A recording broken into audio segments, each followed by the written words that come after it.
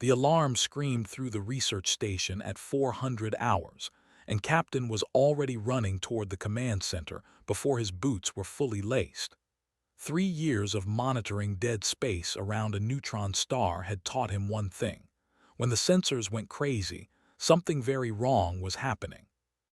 The station's corridors were narrow and cold, built by contractors who cared more about budget than comfort. His breath fogged in the recycled air as he pushed through the final door into the command center. His second officer, Commander Park, was already at the main console, his face lit by the blue glow of multiple screens. "Talk to me," said, sliding into his chair. "We picked up a signal," replied, his fingers dancing across the controls. "It's old protocol pre-council format, human encryption, but the source is definitely space." Felt his stomach tighten. They didn't use human protocols. They barely acknowledged humans existed most days.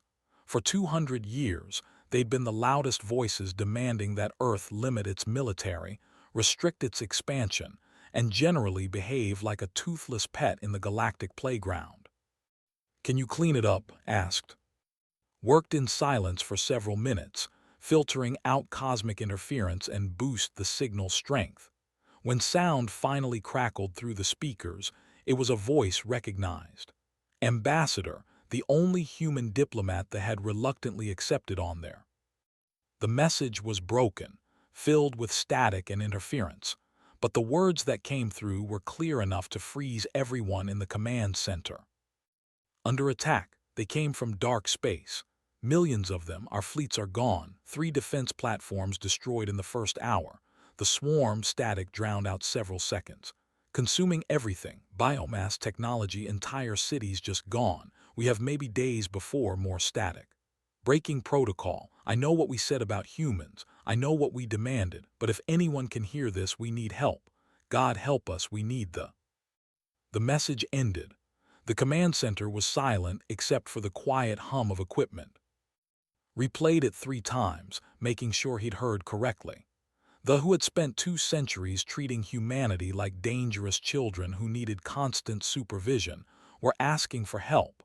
More than that, they were asking for the military might they'd forced Earth to dismantle. "Sir," his voice was carefully neutral, "do we respond?" It was a fair question. Half of wanted to delete the message and pretend they'd never heard it. They had blocked human expansion into 4 sectors. They demanded Earth decommission 70% of its military fleet. They'd voted against human colonies on 3 separate occasions, claiming humans were too aggressive, too unpredictable, too dangerous to be trusted with real power in the galaxy. But the other half of the part that had sworn an oath to protect life couldn't ignore a distress call, no matter who was calling. "Send it to Earth," said finally. "Full priority transmission. Let the admirals make the call." Nodded and began encoding the transmission. As he worked, pulled up everything their long-range sensors could tell them about space. What he saw made his blood run cold. The collective controlled 17 star systems, each one a hub of culture and technology that made Earth's cities look primitive by comparison. Or at least, they had controlled 17 systems. Now, according to the sensor data, 3 of those systems were dark. Not just quiet, but completely dead. No energy signatures, no communications, nothing but empty space where billions of lives had existed just weeks ago. "What could do that?" asked, looking at the same data over shoulder. "I don't know," admitted. "But if it's scared the enough to call us, it must be something really bad." The reply from Earth came faster than expected. 12 hours after sending the message, his console lit up with an encrypted transmission marked with the highest security clearance. The face that appeared on his screen was one everyone in the human military knew: Fleet Admiral Song, commander of Earth's Unified Defense Command. "Captain," she said without preamble, "your message reached us. We've confirmed Ambassador's situation through independent sources. The swarm is real, and it's worse than the message indicated. 5 systems are now completely silent. Their main fleet engaged the swarm 4 days ago and was destroyed in 6 hours. Felt the weight of those words. The fleet was one of the most advanced in the known galaxy. If they'd been wiped out that quickly, humanity was looking at an enemy unlike anything they'd faced before. The Council is demanding we help, Admiral continued. But here's the thing, Captain. They don't want us to help with our current forces. They want us to activate Protocol Black Sun. His breath caught. He'd heard rumors about Black Sun, whispered stories in military bars about humanity's hidden reserves, but he'd never believed they were real. Sir, he managed. Admiral's expression was grim. 200 years ago, the Council made us dismantle our war fleets. What they didn't know is that we didn't destroy them. We hid them. Every ship, every weapon system, every piece of military hardware they deemed too dangerous for humans to possess. We scattered it across Sol system in hidden caches, waiting for the day we might need it again. She leaned closer to the camera. That day is today, Captain. They spent 2 centuries telling us we were too violent, too aggressive, too much like the predators from our. They called us like it was an insult. Now they're learning what that word really means. What are your orders, sir? Asked. Hold your position and monitor space. I'm activating the core and mobilizing the hidden fleets. Within 72 hours, we'll show the galaxy exactly why you don't cage predators and then cry when something bigger comes hunting. The transmission ended and sat back in his chair, his mind racing. The galaxy was about to change. For 200 years, humanity had played by the Council's rules, limiting their military, suppressing their nature, being the good little who promised not to bite. But promises only worked when everyone followed the rules, and whatever was eating that didn't care about rules. Cleared his throat. Sir, we're receiving another transmission from Prime. It's Ambassador again. Put it through, ordered. His face appeared and barely recognized her. The polished diplomat he'd met once at a council meeting was gone, replaced by someone who looked like they'd been living in a combat zone. Her hair was tied back roughly, her face smudged with dirt, and behind her could see fires burning in what had probably been a beautiful city. Captain, she said, her voice hoarse. I don't know if anyone received my first message. I don't know if anyone is coming, but I need you to know what we're facing. They don't just kill, they consume.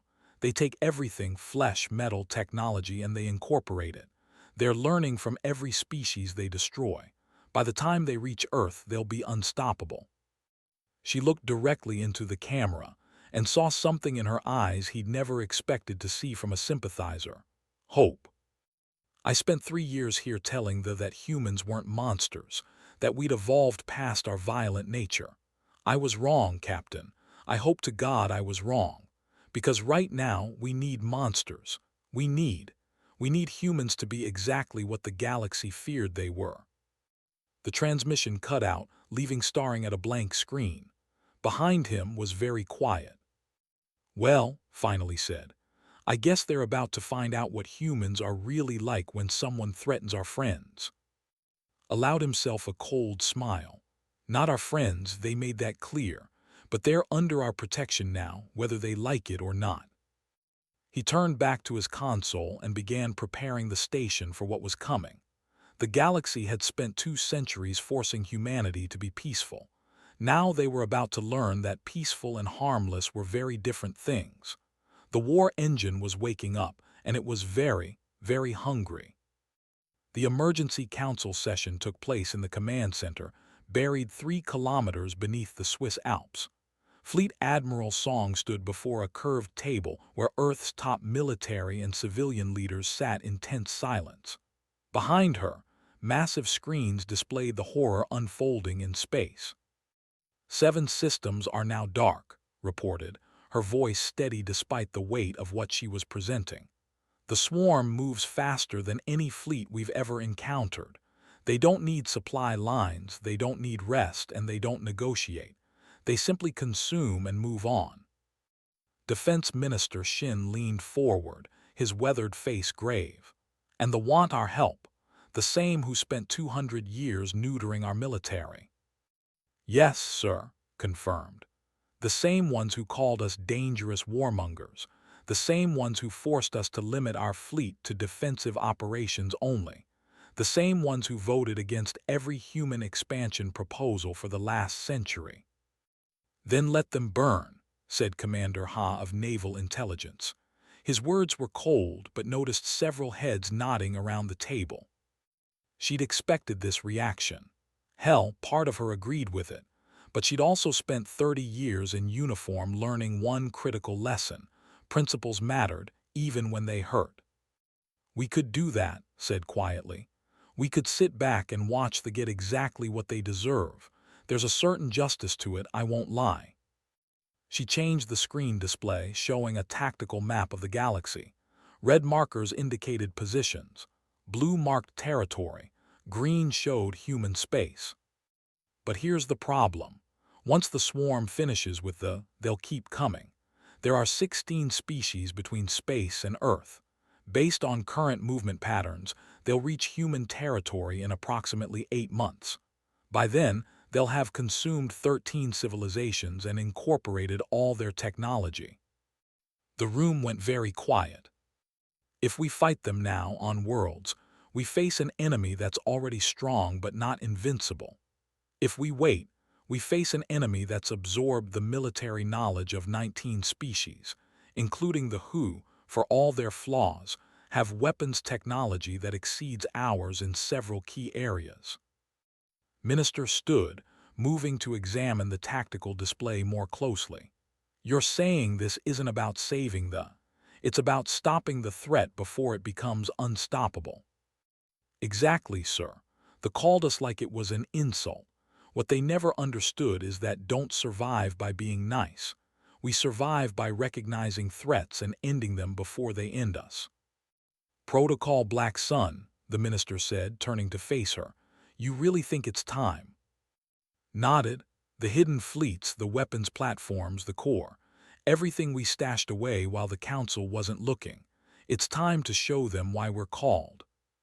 The vote was unanimous. 3 hours later, Colonel Minyu Bey received the activation order while sleeping in his small apartment in Seoul. The message was simple. Black Sun active. Report immediately.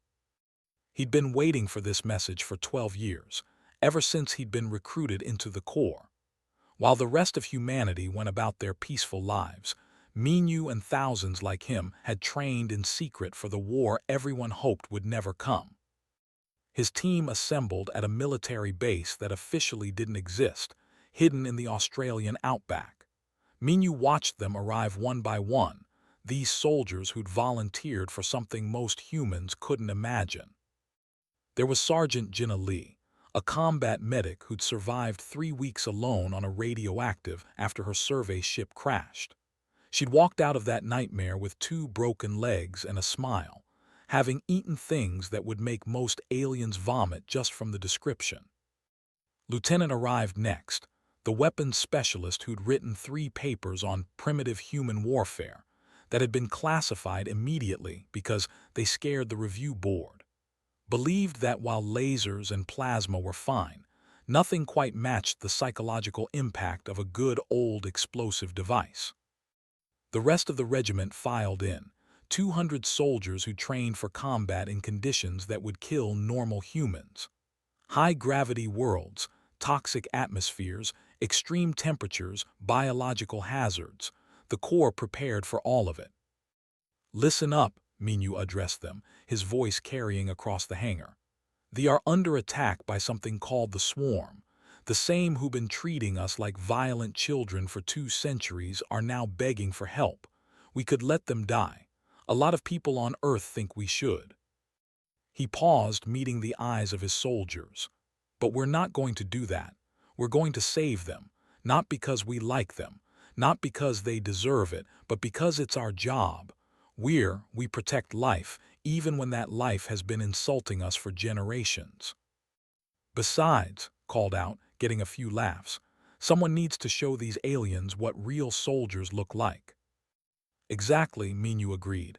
Gear up, we ship out in 6 hours. While the Corps prepared, the hidden fleets were being activated across Sol's system. On Mars, massive hangar doors that hadn't opened in 200 years slid apart, revealing warships that made current Earth vessels look like toys. In the asteroid belt, weapons platforms came online, their reactors humming with power that the Council had declared illegal centuries ago. And on Europa, in facilities built under kilometers of ice, the crown jewel of humanity's hidden military stirred to life. The UDS Righteous Fury was a dreadnought, a ship so large it had its own gravity generators, carrying enough firepower to crack a planet. The Council had demanded all such ships be destroyed. Humanity had simply hidden them instead. Admiral took personal command of the Fury, walking onto a bridge that buzzed with activity as crews ran final system checks. Her fleet commander, Captain, pulled from his research station, would command the assault carrier Indomitable, leading the first wave into space. "Status?" asked, settling into the command chair. "All systems green, Admiral," reported the tactical officer. "Hidden caches are reporting in. We have 47 capital ships, 123 cruisers, and 300 support vessels ready for deployment. The Corps is loaded and ready." Allowed herself a small smile. The Council is going to lose their minds when they see this.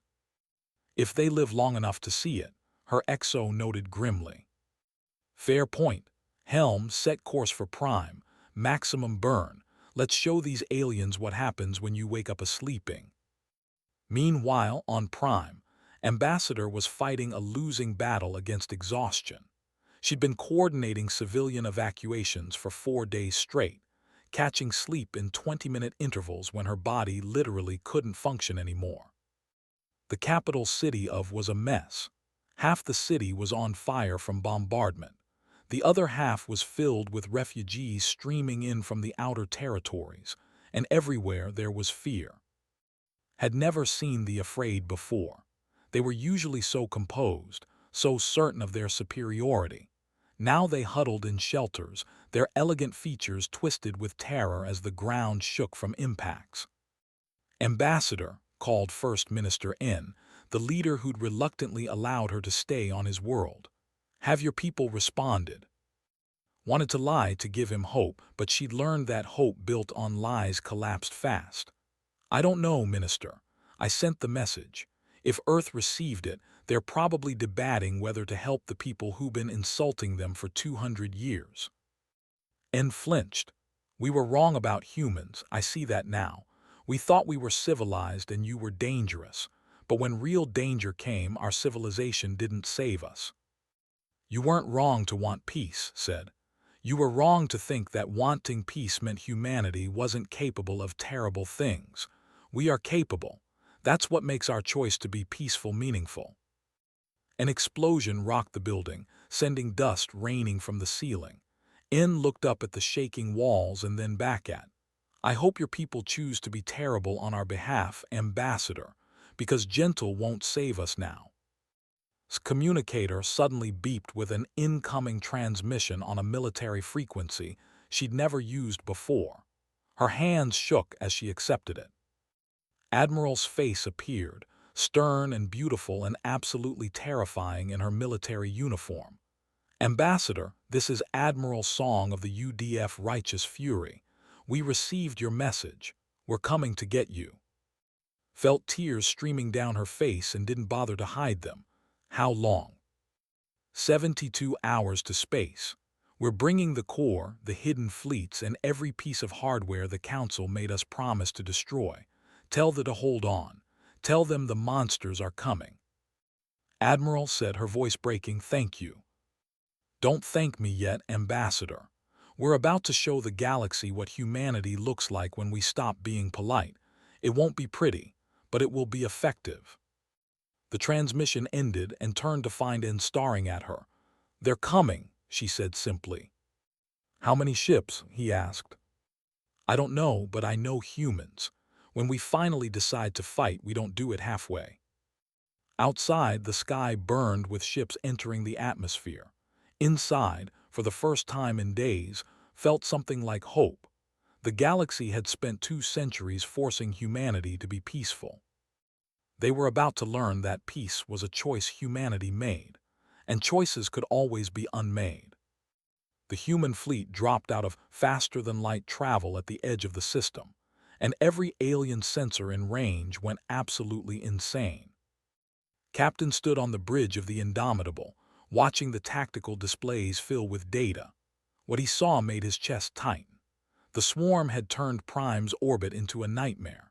Thousands of biomechanical ships clustered around the planet like insects on a corpse, each one pulsing with organic tissue merged with stolen technology. "Mother of God," breathed Commander Park, "there's so many of them." Count asked. "Over 3,000 confirmed contacts," the tactical officer reported. "And that's just what we can see. Long-range sensors are detecting more inbound from the outer system."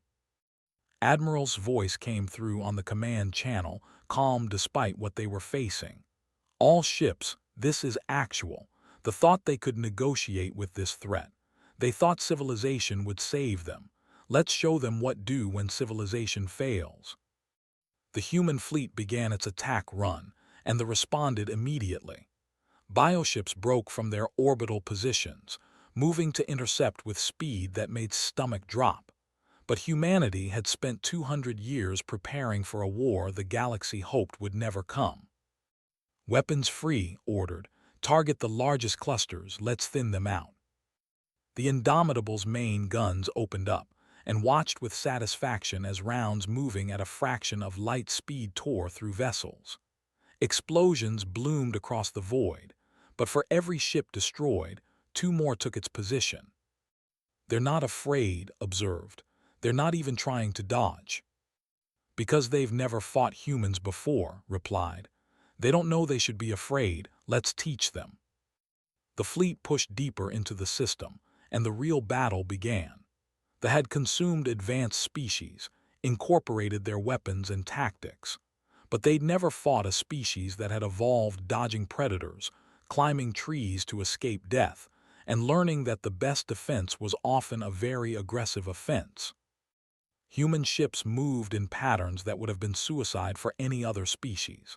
They took damage that should have forced them to retreat, but instead pushed forward, trading armor for position, accepting casualties to gain tactical advantage. It was the warfare of a species that had spent millions of years learning one simple lesson. Sometimes you had to accept being hurt to survive. "Landing zone secured," reported the ground commander. "Core is ready for insertion." "Send them," Admiral ordered, "and God help whatever gets in their way." Colonel Minubay felt the familiar drop in his stomach as the assault shuttle screamed through Prime's atmosphere.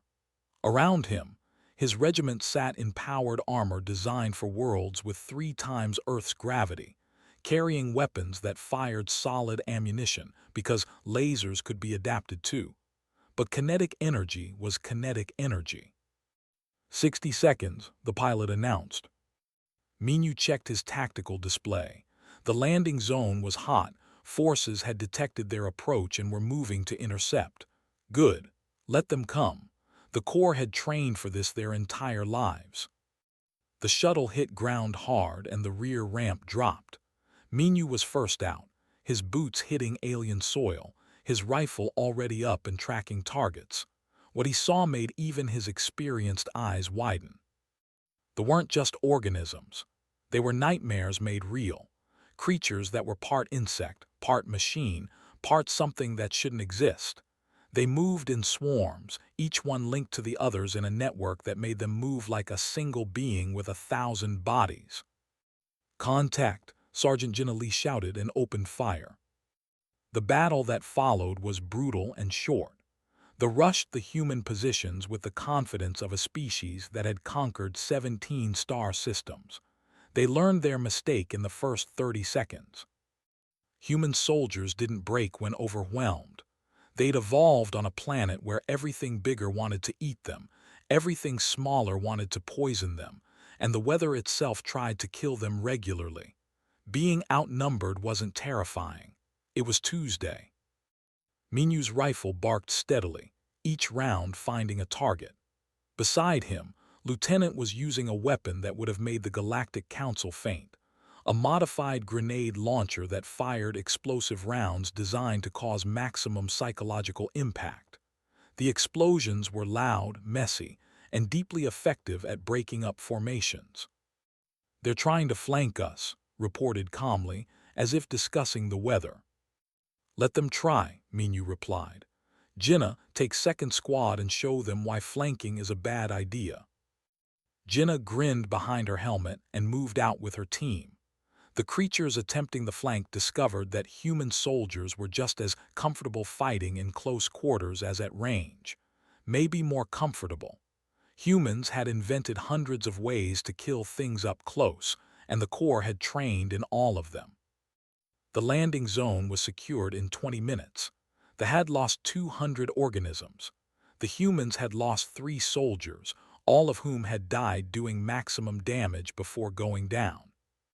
"Move to the city," Minyu ordered. "Ambassador is holed up with civilians. Let's go get our people."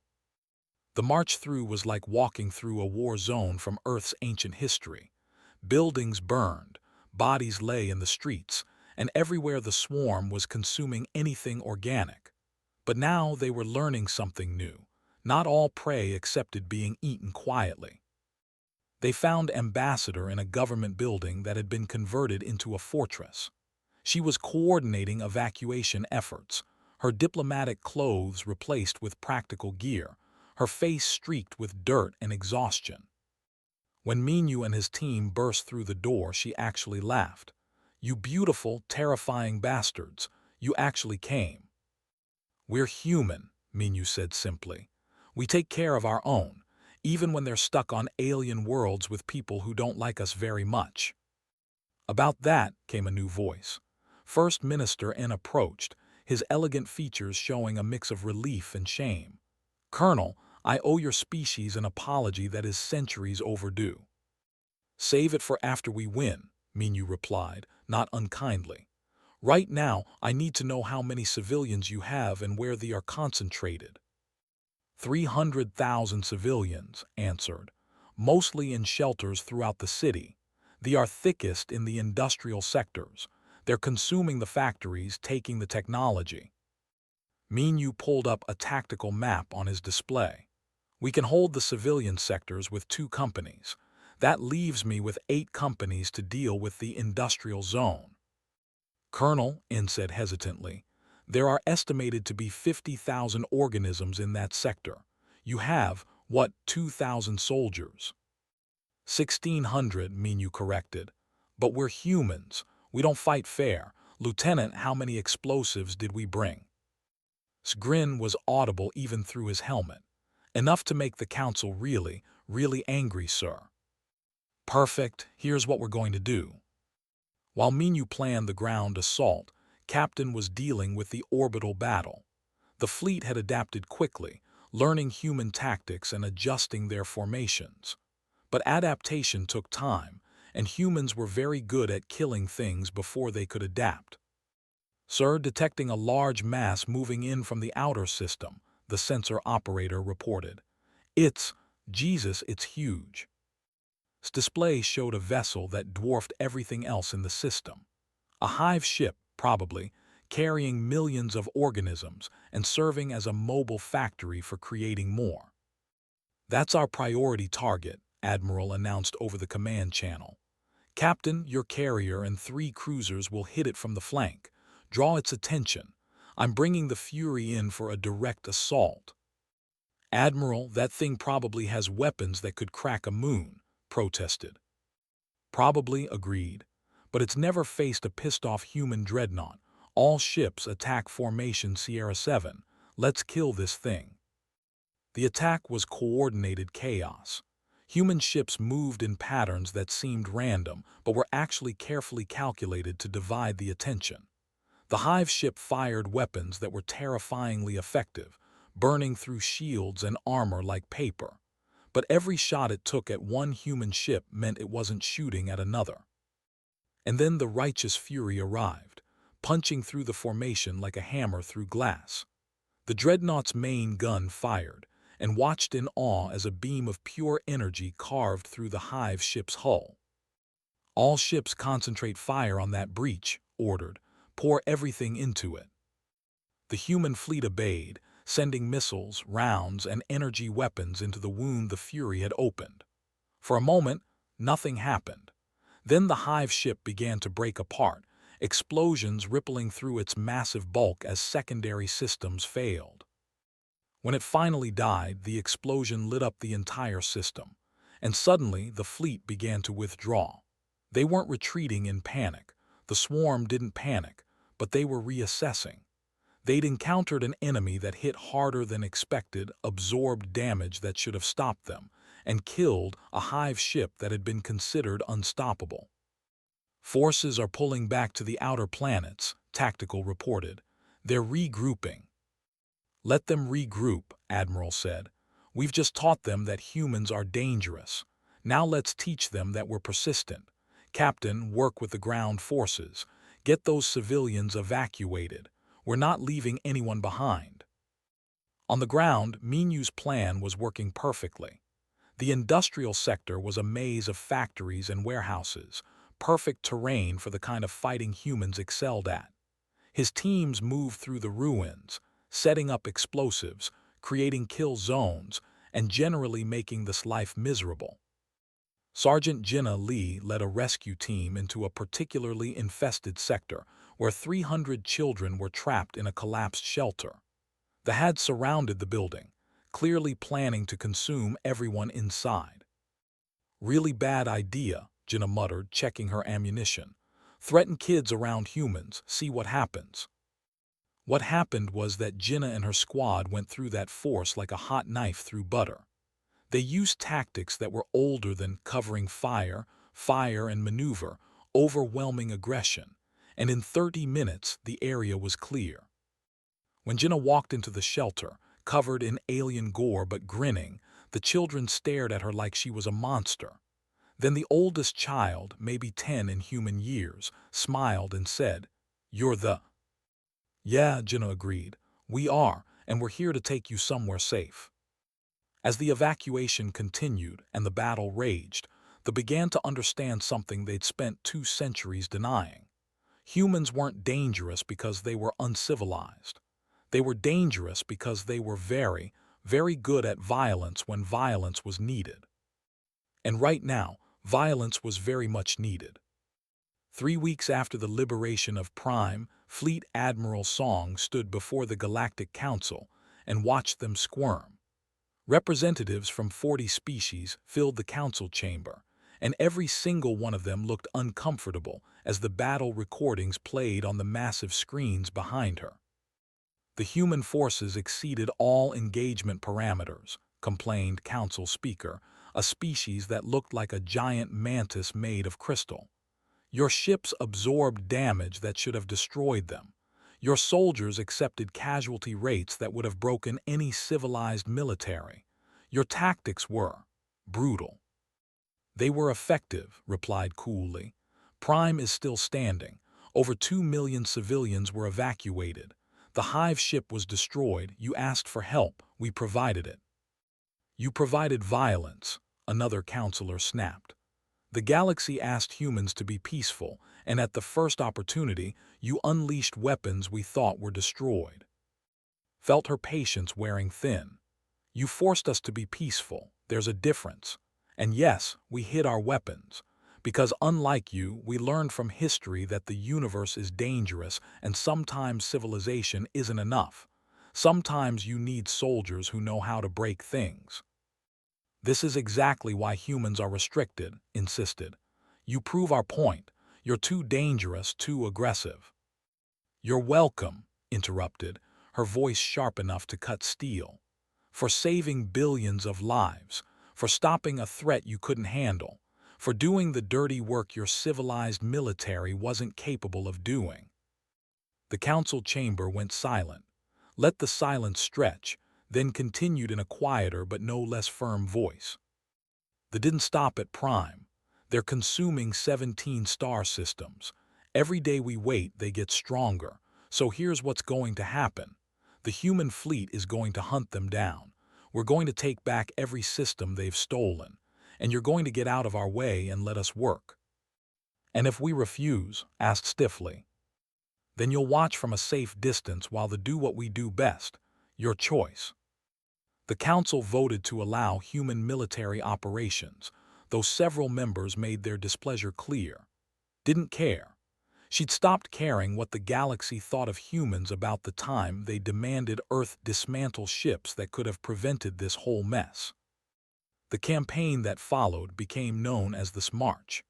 Admiral divided her forces into 3 fleets, each commanded by officers who understood that this wasn't about glory or revenge. It was about survival.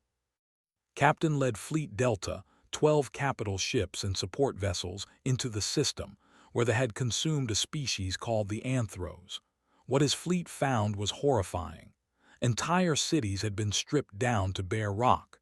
The atmosphere itself was contaminated with spores. Nothing lived there anymore. Begin planetary purge protocols, ordered, adding the words as he spoke them. Burn it all. Don't leave anything that can use. It took 6 days to sterilize Prime.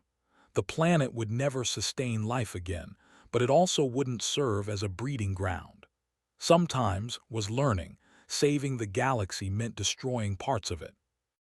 Colonel Minyu Bay and the Corps were deployed to systems where ground forces were needed. These operations were the worst kind, fighting through cities and facilities where they had already begun converting infrastructure into their own twisted use.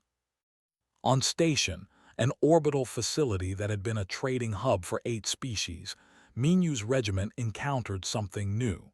They had started taking prisoners, not to eat but to study. They were learning about other species, figuring out weaknesses, preparing for future conquests. We've got live prisoners, Sergeant Jinnah Lee reported from the station's detention level. 23 beings, multiple species. They're in bad shape but alive. Get them out, Minyu ordered. Wire this place. I want nothing left when we leave. The extraction was complicated by forces that seemed more organized than usual, moving with purpose rather than simple swarm mentality. They were learning, adapting, becoming more dangerous with every encounter. It was Lieutenant who first noticed the pattern. After 7 system liberations, he pulled up a tactical map in the Indomitable's briefing room, where senior officers had gathered. Look at this, said, highlighting the systems they had targeted. They're not random. Every system they've hit has something in common. They all have ancient ruins, pre-council civilization sites. They are searching for something. What could they want with old ruins? Commander Park asked. I don't know, admitted, but I think we should find out before they do. Captain forwarded its findings to Admiral, who ordered long-range reconnaissance into controlled space. What the scouts found changed everything. Deep in dark space, far from any inhabited system, they had built a structure. It was massive, easily the size of a small moon, and it pulsed with energy signatures that made sensors scream. Scout ship captain sent back video footage before being forced to retreat, and when saw it, she felt ice in her veins. That's not a ship, she said quietly. That's a gate. They're building something to bring something through. Bring what through? Asked. Whatever the really are. I think what we've been fighting is just scouts, workers. That structure is a doorway for something much worse. The video reached Earth, and within hours, every major military installation was in emergency session. If they were building a gate, humanity needed to destroy it before whatever was on the other side came through. But destroying something that size would require resources humanity didn't have. It would require sacrifice on a scale that made previous battles look minor. Ambassador, now working directly with Admiral as a liaison between human forces and the surviving alien civilizations, watched the tactical briefings and felt sick. She'd seen what humans could do when committed. She'd seen Sergeant Jinnah Lee walk through swarms to save children. She'd seen Colonel Minyu Bay lead assaults that should have been suicide missions and somehow survive. But this was different. This would cost lives on a scale that made her want to scream. "We need to evacuate the surrounding systems," said during a planning session. "Warn everyone what's coming." "We've already started," Admiral assured her. "But you need to understand something. The only way to destroy that gate requires us to destabilize a star. 3 habitable worlds will become uninhabitable. Billions of years of potential life gone." "Those worlds are already lost," Captain said quietly. "The control them." "Lost now, yes," agreed. "But in 10,000 years they could support life again. If we do this, we're not just destroying we're ending those worlds forever." The room was quiet as everyone processed that. Then Colonel Menu spoke up from his position near the tactical display. "Admiral, I've seen what they do. I've walked through cities they've consumed. I've seen the prisoners they kept, studied, tortured. If that gate opens and whatever is on the other side comes through, 3 dead worlds will be the least of our problems." "Agreed," said. "Besides, dead rocks are better than feeding grounds." Looked around the room, seeing agreement on every face. These were military officers, trained to make hard decisions. But they were also human, which meant they understood that sometimes doing the right thing hurt. "All right," she said finally. "We move in 1 week. Every available ship, every soldier, every weapon we have. We hit that gate with everything." "And then," asked quietly, "then we pray it's enough." The week passed too quickly. Human forces gathered, pulling ships from patrol duties, calling in reserves, activating military assets that had been held back for emergencies. If this wasn't an emergency, nothing was. On the Indomitable, Captain spent his last evening writing letters. Not official reports, but personal messages to people back on Earth. His parents, his sister, friends he hadn't spoken to in years. Just in case. Commander Park found him in his quarters. "Writing your will, sir." "Something like that," admitted. "You ever think about what happens if we don't come back from this?" "Every day," replied honestly. "But then I remember that humans survived ice ages, plagues, world wars, and reality television. If we could survive those, we can survive anything." Laughed despite himself. "That's a terrible comparison." "But accurate." In the Corps barracks, Colonel Menu held a final briefing with his regiment. Every soldier knew this mission was different. The casualty projections were brutal. Best case scenario, they'd lose 20% of the force. Worst case, none of them were coming home. "I'm not going to lie to you," Menu told his soldiers. "This is going to be bad. We're going to hit that structure hard and they are going to fight like hell to stop us. Some of us won't make it back." He paused, looking at faces he'd trained with, fought beside, bled with. "But we're going to do it anyway. Because we're humans. Because someone has to stand between the darkness and everyone else. Because the galaxy called us like it was an insult, and we're going to show them it was a warning." Sergeant Ginali stood up. "Sir, permission to speak." "Granted." "If we're going to die, can we at least die doing something really impressive? I'd hate to go out quietly." The laughter that followed was genuine, breaking the tension. That was the thing about humans, Menu thought. Even facing death, they found reasons to laugh. "Jinnah," he said with a smile, "I guarantee nothing about this operation will be quiet." Admiral stood on the bridge of the Righteous Fury, watching her fleet assemble. 400 ships, the largest human force ever gathered in one place. Behind them, evacuation vessels carried refugees from the danger zone. Ahead, in the darkness between stars, waited the gate and whatever nightmares it would unleash. "All ships report ready," her tactical officer announced. Took a deep breath. She'd spent 30 years preparing for war. 2 centuries of forced peace had made some people forget that humanity knew how to fight, but the galaxy was about to remember. "Send to all ships," she ordered. "Today we end this. Today we show the universe what happens when you threaten life itself. Today they go to war." She paused, then added more quietly, and may whatever gods are listening have mercy on our souls." The fleet jumped to hyperspace, leaving behind a galaxy that had spent 200 years demanding humanity be peaceful.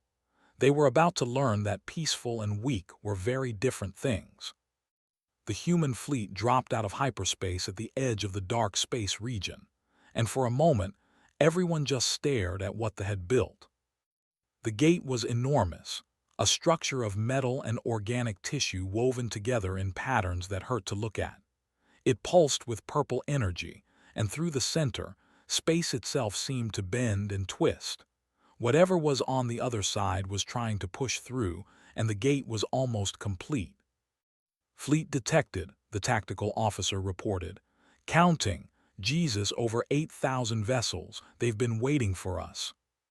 Admiral Song studied the tactical display, seeing the trap that had been prepared. They had learned from every battle, adapted to human tactics. This would be their strongest defense yet. "All ships attack formation Echo 9, she ordered. "Capital ships form the spearhead. Cruisers provide supporting fire. Assault carriers, get your ground teams ready. We need boots on that gate." "Admiral," Captain said from the Indomitable, "those numbers are impossible. Even with everything we have, we can't fight 8,000 ships." "We don't need to fight them all," replied. "We just need to keep them busy long enough to destroy the gate. All ships advance. Show them what human determination looks like." The battle began with a fury that lit up the dark space like a newborn star. Human ships pushed forward into the fleet, trading fire at ranges that made every combat computer scream warnings. They had learned to target human weak points, to concentrate fire on disabled vessels, to use tactics that should have stopped the advance. But they hadn't learned the most important thing about humans. When backed into a corner, humans didn't surrender. They became more dangerous. The UDS Righteous Fury led the charge, its massive guns tearing through vessels like paper. Behind it, the rest of the fleet followed, each captain pushing their ship to the limit and beyond. When shields failed, they relied on armor. When armor failed, they relied on sheer bloody-minded refusal to die. "Hull breaches on decks 7 through 12, reported the damage control officer on the Indomitable. "We've lost main engines, auxiliary power holding." "Then we fight on auxiliary power," replied. "Weapons." "Still operational, sir." "Then we're still in this fight. Target the nearest hive ship and fire everything." The Indomitable's guns roared and another vessel died, but for every ship destroyed, they had another to take its place. The human fleet was being ground down, losing ships every minute. "Admiral, we need to send in the ground teams now," urged, "before we lose our assault capability." "Agreed. Colonel Bay, you're cleared for insertion. Good luck."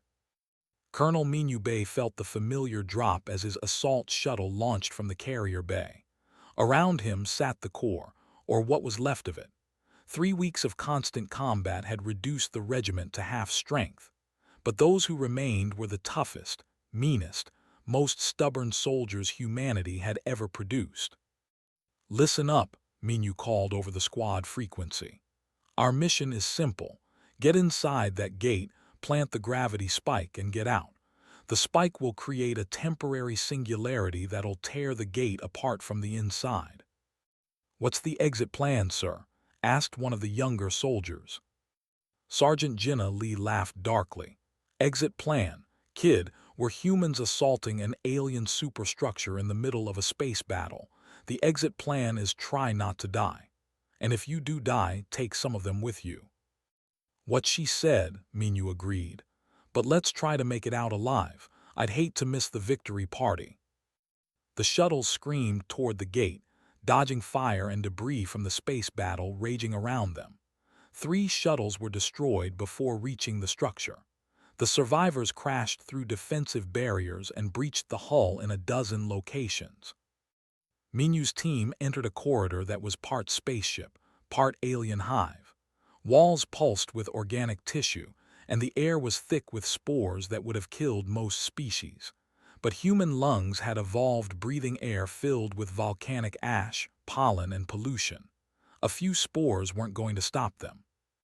"Move fast, shoot straight," Minyu ordered, and they pushed deeper into the structure. The defenders were everywhere. Not just the swarm creatures they'd fought before, but something new. Larger organisms, clearly designed for combat with armor plating and integrated weapons. These were the answer to human soldiers. The battle through the corridors was brutal. Lieutenant proved his worth again, using explosives to collapse corridors behind the team, slowing the pursuit. Every meter forward cost them, but they kept moving. "We've reached the central chamber," Jinna reported, breaking through a final door into a massive space that physics. The room seemed to exist in multiple dimensions at once, and at its center was the gate's power core. "Plant the spike," Minyu ordered. "Jinna, you're with me. Everyone else hold this position. Nothing gets through." Jinna and Minyu moved to the core while the rest of the team formed a defensive line. The gravity spike was a weapon that shouldn't exist, created by human scientists who decided that if they couldn't have peace, they'd at least have really impressive weapons. It would create a microscopic black hole that would last just long enough to tear apart anything nearby, including anyone still inside the gate. "Sir," Jinna said quietly as they worked to install the device, "the timer only goes to 5 minutes. With the blocking the exits, we're not getting out in 5 minutes." "I know," Minyu replied, his hands steady as he connected the final power line. "So this is a one-way trip." "Looks that way." Jinna was quiet for a moment, then smiled behind her helmet. "Well, I've had worse days. Remember Station?" "That was pretty bad," Minyu agreed, "but at least there we had an exit plan." "True, this is definitely worse." She finished her side of the installation. "Device is ready. Your call, sir." Minyu looked at his team, holding the doorway against impossible odds. Good soldiers, every one of them. They'd volunteered for this mission knowing they might not come back, and now they definitely weren't coming back. "Attention all hands," he broadcast on the command frequency. "Mission accomplished. Gravity spike is armed and ready. We're not making it out, so make sure this counts. Admiral, this is for everyone who said humans were too dangerous to exist. Turns out they were right, just not the way they thought." Admiral's voice came back, tight with emotion she was clearly fighting to control. "Colonel, is there any way to extend the timer?" "No, ma'am. 5 minutes, hard limit. You need to pull the fleet back to minimum safe distance." "Colonel Bay." "Admiral, with respect, there's no time for speeches. We knew what we signed up for. This is what we do." He paused. "Take care of Earth for us." "I will, I promise." Minyu cut the connection and turned to his team. "You all heard that. We've got 5 minutes. Let's make them count. Every we kill now is one that won't threaten someone else later." "Hell of a way to go out," said, checking his ammunition. "But I'm not dying without making them work for it." The last stand of the Corps lasted exactly 4 minutes and 37 seconds. In that time, they killed over 300 organisms. They held the central chamber against a force that outnumbered them 50-1. They showed the universe what humans could do when fighting for something bigger than themselves. When the gravity spike activated, it created a singularity that pulled everything nearby into a point smaller than an atom. The gate collapsed in on itself, and the dimensional doorway shattered. Whatever had been trying to push through from the other side was severed, probably destroyed. The explosion was visible across 6 star systems, and when it faded, the gate was gone. On the righteous fury, Admiral watched the explosion and felt something break inside her chest. She'd lost hundreds of ships in the battle, thousands of crew, and the entire Corps, including some of the finest soldiers humanity had ever produced. But they'd won. "Forces are retreating," Tactical reported. They're just leaving, breaking off and heading into deep space." Without the gate, they had lost their purpose. They were scouts without a master, workers without direction. They fled into the dark, and humanity was too exhausted to pursue. "Begin rescue operations," ordered. "I want every survivor found, and start compiling casualty lists. We owe it to them to remember their names." The next day, Ambassador stood before the Galactic Council once again. But this time, she wasn't asking for help.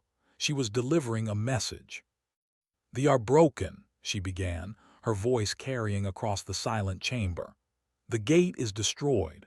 42 species were saved from extinction, and it cost us 30% of our fleet and thousands of lives." She looked around at the council members, seeing shame on many faces. "For 200 years you called us. You meant it as an insult, a reminder that we came from a dangerous world and should be feared. You forced us to dismantle our military, to suppress our nature, to pretend we were something we're not." His voice hardened. "But when death came for you, who did you call? You wanted our restraint, instead you got our devotion. You wanted us to be gentle, instead we were effective." She pulled up an image on the chamber's displays. It showed the memorial being built on Earth, with thousands of names already carved into black stone. "These are the humans who died saving you. The soldiers, the crew members, the officers who knew they were going into a fight they might not survive. They went anyway." "Ambassador," Council Speaker said quietly, "we owe humanity a debt we can never repay." "You're right," agreed. "But you can start by remembering something important. You called us as an insult. We choose to take it as a title. Because yes, we come from a world that tried to kill us. Yes, we're dangerous. Yes, we're capable of terrible violence." She smiled, and it wasn't a friendly expression. "But that means when something threatens the innocent, when darkness comes hunting, you don't need civilization. You need monsters. You need predators. You need willing to walk into hell because someone has to." The Council voted unanimously to remove all restrictions on human military development. They offered Earth a permanent seat on the High Council. They even apologized, which for some species was physically painful. None of it brought back the dead. Captain returned to Earth 2 months after the final battle. The Indomitable had been so badly damaged it had to be towed home, but his crew had survived. They were the lucky ones. He visited the memorial on a quiet morning, walking past rows of names carved into stone. He found Sergeant Jinnah Lee's name and stood before it for a long time. "You said you wanted to do something impressive," he said quietly. "I think you succeeded." Behind him, someone cleared their throat, turned to find Admiral Song, dressed in civilian clothes for the first time in what seemed like years. "I come here every week," she admitted, "to remind myself what we paid." "Was it worth it?" asked. Looked at the memorial, at the thousands of names, at the inscription that read, "They came from a world that tried to kill them. They died protecting worlds that feared them." "That's not for me to decide," she said finally. "But I know this. 42 species are alive because of what we did. Billions of people will grow up, have families, create art, discover science, all because humans decided that some things are worth fighting for. Even if it costs us everything. Especially then, that's what makes us human." They stood together in silence, 2 soldiers who'd survived a war that should have killed them. Around them, Earth continued its daily routine, most people unaware of how close they'd come to extinction. But knew, and so did every human who'd fought in this march. They'd proven that humanity wasn't dangerous because they were uncivilized. They were dangerous because they chose when to unleash that danger. And they'd chosen to unleash it protecting others. The war engine was sleeping again, hidden across Sol's system, waiting for the next time it would be needed. Because the universe was dangerous and predators didn't disappear just because you wanted peace. But for now, humanity could rest. They'd done their job. They'd been the monsters so others didn't have to be. They'd earned the title and they wore it with pride. Because in the end, that's what the word really meant. Not savage, not mindless, but willing to face death so others could live. And if that made them dangerous, well, the galaxy would just have to learn to live with it.